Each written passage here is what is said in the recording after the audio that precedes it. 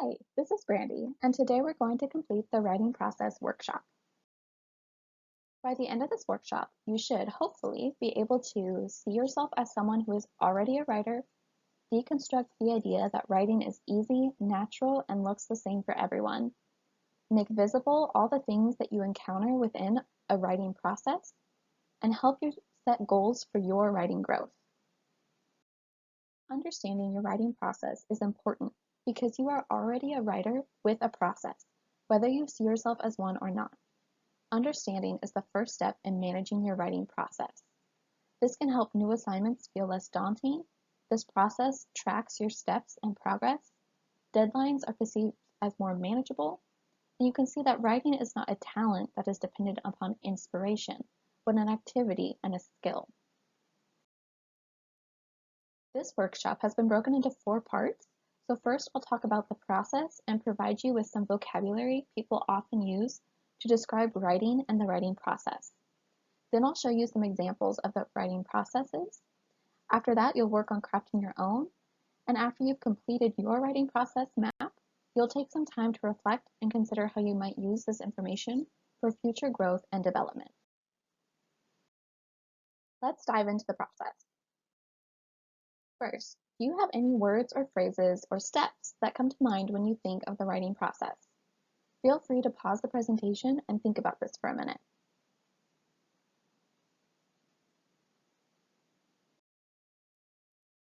Often, people think the writing process is presented like this. We start with pre-writing, move into writing, then revising, then editing. And they think if we just do these simple steps in this order, we'll be successful. It sounds so simple. So why is writing hard?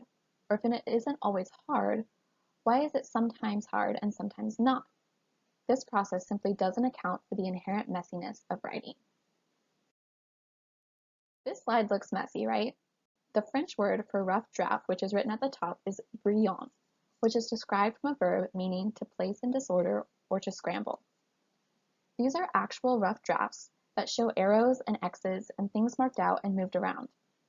This messiness is an integral part of writing, but in English we have no equivalent for brouillon. Instead, we have rough draft, which suggests something that must be polished and smooth, not something deliberately scrambled.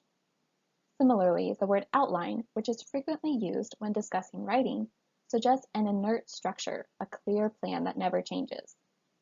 The way we usually talk about writing in the US makes it seem like a very orderly and straightforward process, instead of the messy, recursive, knowledge-making process that it usually is. When we complicate the writing process, we move from the clear-looking outline on the left to something that looks more complex and involves going back to previous steps again, like the example on the right. Writing is hard to talk about realistically in a step-by-step way because so many steps are repeated throughout the composing process. This is what it means when people say writing is recursive. And every piece of writing is different, requiring different kinds of repetition. Writing processes are difficult to represent in alphabetic text, which often works in a linear way. This is why we encourage you to map your writing process. It isn't an outline or a clearly numbered list, but a messy jumble of variables that all have a big impact on how and when we write, and how we feel about that writing. Some of these variables are how you think and feel about writing, what environment you prefer to write in, the technologies you prefer to work with, what items you might want around you when you write, what you consider writing, what might get in the way or interrupt your writing, and what might act as a stimulant to your writing. We'll return to this list later as you begin to map your writing process. Before you create your own map, let's look at some examples of different maps people have composed for their writing processes.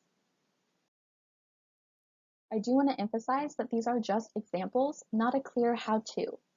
You might want to use one of these examples today as a way to jumpstart your map, but your writing process will change and develop over time, meaning that you can revisit your map and your process over and over again as you become more knowledgeable about what works for you. If any of these examples catch your eye as a jumping off point for your own map, definitely pause the presentation to take a closer look or circle back to that slide later. The first kind of map that is pretty common is a flowchart, where people determine steps and variables and then attempt to map the arrows between them. This person has stuck to a fairly traditional writing process, but they've expanded to add consulted with a friend as a writing strategy. We'll discuss this later after you map your own process. This person did an excellent job of mapping how recursive and messy the process can be with all of the arrows on their flowchart.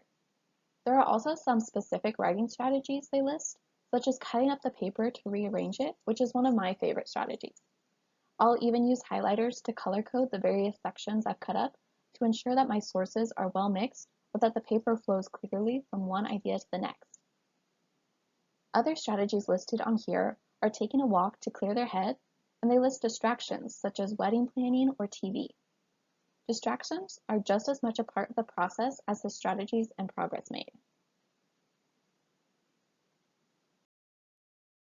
This person narrowed their writing process to a specific moment, a semester. This helped add some focus as there are specific things that are listed that get in the way of writing, as well as specific goals they have within a measurable deadline. Another kind of map is the journey writing process. This one has been mapped out like a board game, similar to Candyland. There are happy writing spaces, as well as, apparently, the swirling chaos of adulthood forest as a thing in the way of writing. There are also some good writing strategies, such as doing chores to help stimulate writing, but this person notes chores and similar strategies can also make them feel sidetracked.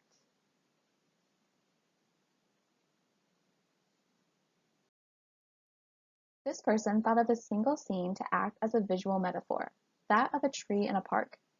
They note the variables that can occur in nature, such as rain clouds or wildlife, squirrels equal distractions. There are also strategies listed such as sitting on a bench, which they equate to going to the writing center or taking a break. And they also list lying down to look at clouds, which represents reflecting and resting, so they can write some more. As you see, there is no single way to map a writing process. Now it's your turn. Grab some materials like paper, colored pencils, crayons, markers, or pull up a program like Paint, PowerPoint, or just a Word document if you prefer something digital. Then have fun mapping out your own process that you'll share with us via Flipgrid later. As you begin to map your own process, here's some questions to keep in mind to help you. I recommend pausing the presentation on this slide and taking at least 15 minutes to craft your map.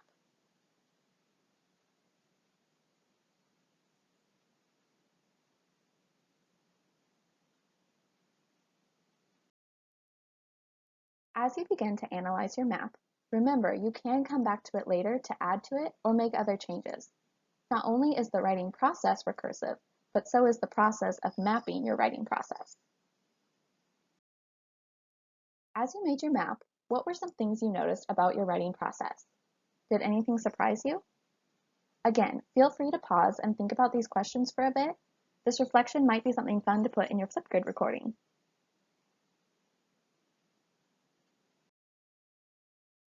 Some of the things you just reflected on can be managed by implementing some writing strategies, as we saw on many of the examples of maps.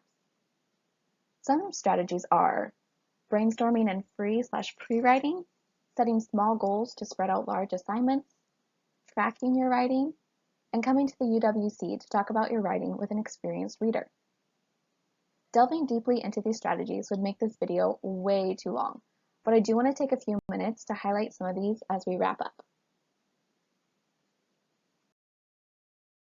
If getting started and knowing how to start on your writing is a concern for you, then brainstorming and free writing might be a useful strategy to implement. These are some questions to help you think about how to brainstorm, like what do I already know about this? What new information have I learned about this? And what do other people have to say about this assignment or this topic? And then free writing is one of my favorite strategies because it's low stakes and there's no rules. You just write what's in your head, and some of it might be terrible, but some of it might be useful and lead to useful places. You can always highlight and copy and paste the useful tidbits into a new document once you're done, or just save your paper copy documents in a folder for later use.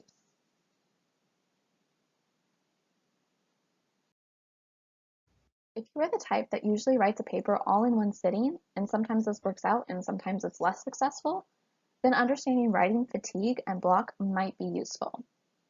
Writer's block or fatigue can occur when we attempt to write for long durations without a break.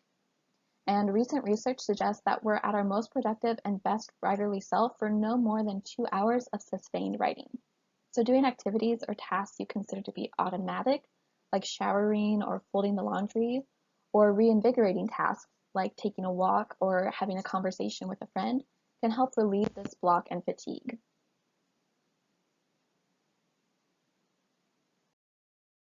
Another good strategy for writer's block and for not knowing what to write and how to get started is to be a part of a writing community. The myth of the lonely writer is persistent and problematic. Writers need to talk through their writing with others because writing is not natural in the same way that speech is.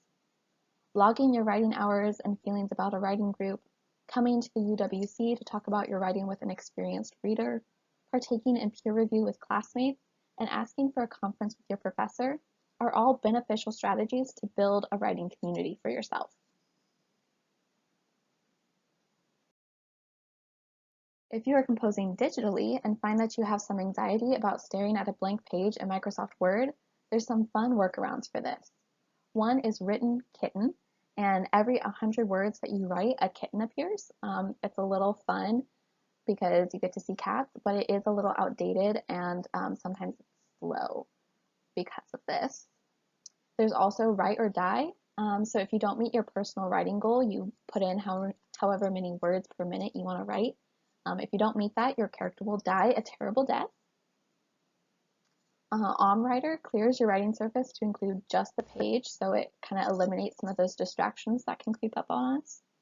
Calmly Writer is also a distraction-free writing interface that includes dark mode and many other neat features. And it also supports the program Open Dyslexic, which supports readability for those with dyslexia. And there's the Most Dangerous Writing app, which really is the most dangerous and is for writing daredevils, because if you pause or stop, your work will be deleted line by line from the beginning with no remorse and no captives. It's just, they're all dead. So it's fantastic for brainstorming though, because it really does force you to just keep writing. And finally, what if you're a visual thinker or working in a group? There are some alternatives to Word that might be really helpful for you. There's Padlet, which is for if you're working on notes with friends or you have a lot of ideas. It's basically an online bulletin board for sticky notes. PowerPoint is useful because it asks you to compose with images first, and you can easily move them around. This is kind of similar to the example before of cutting up the paper into different sections. As you compose visually on PowerPoint, you can begin to type what the image is meant to convey in the notes and then build from there. Microsoft OneNote, you can make notebooks, draw, sketch, do just about anything to create personalized digital notes. This can be accessed on both tablets and computers, Mac and PC. And then there's Google Doc, which you probably know about. And when working with a group, it's really beneficial to create a live Word doc that multiple people can contribute to. And if the professor allows for students to type on their computers during class, this is really useful for live note-taking within a group.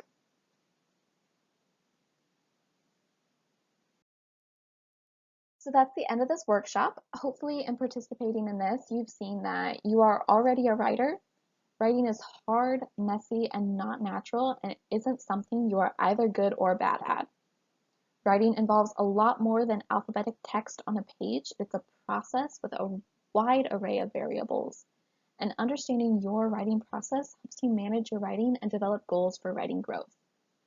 Be sure to reach out if you have any questions, and I look forward to seeing your mapping results on Flipgrid.